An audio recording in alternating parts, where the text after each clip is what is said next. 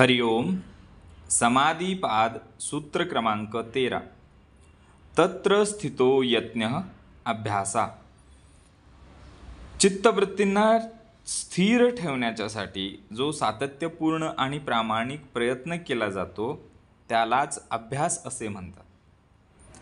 योग करण्याचा मूलभूत हेतूच आहे की मनाला शांत करणे आणि आत्मस्वरूपात स्थिर होणे. पण हे सहज होणार आहे का? तर नाही.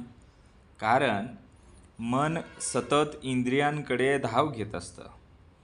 मनामध्ये सतत इंद्रियांचे बाह्य विषयांचे आकर्षण निर्माण होत असते. मनामध्ये राग, द्वेष, ईर्ष्या, भय अशा वृत्ती निर्माण होत असतात आणि मन हेलकावे खात राहते. या अवस्थेतून मनाला स्थिर करण्याच्यासाठी सतत प्रयत्न करणं आवश्यक असतं आणि तो प्रयत्न म्हणजेच अभ्यास होय. आपल्या वास्तविक जीवनामध्ये आपण ध्यानाचा सराव करत असताना पहिल्या दिवशी ध्यान करायला बसल्यानंतर मनामध्ये हजारो विचार येतात.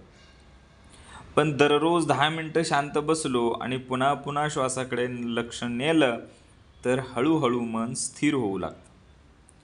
इथे तत्र स्थितो यज्ञ म्हणजे मनामध्ये वारंवार होणारे विचलन.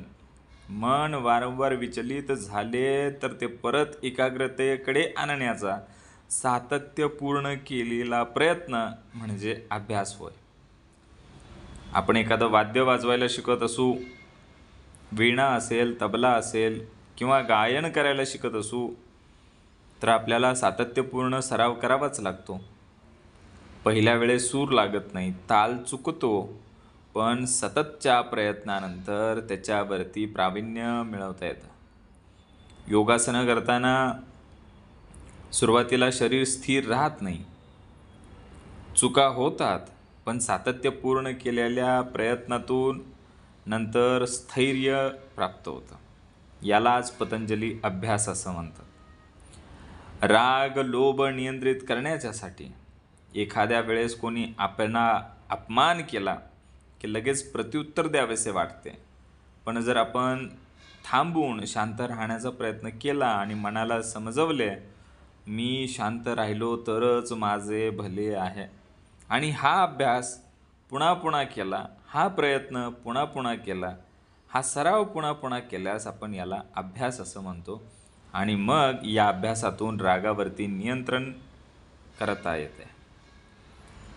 एखादा धडा, एखादी केलेली आध्यात्मिक साधना एकदाच करून ती उपयोगी पडत नाही.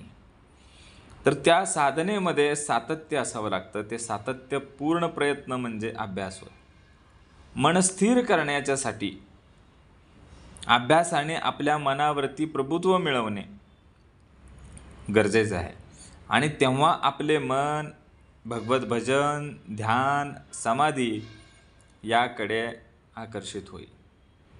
मन म्हणजे मनाला स्थिर ठेवण्यासाठी पुन्हा पुन्हा सातत्याने, प्रेमाने आणि प्रामाणिकपणाने केलेले प्रयत्न म्हणजे अभ्यास होय.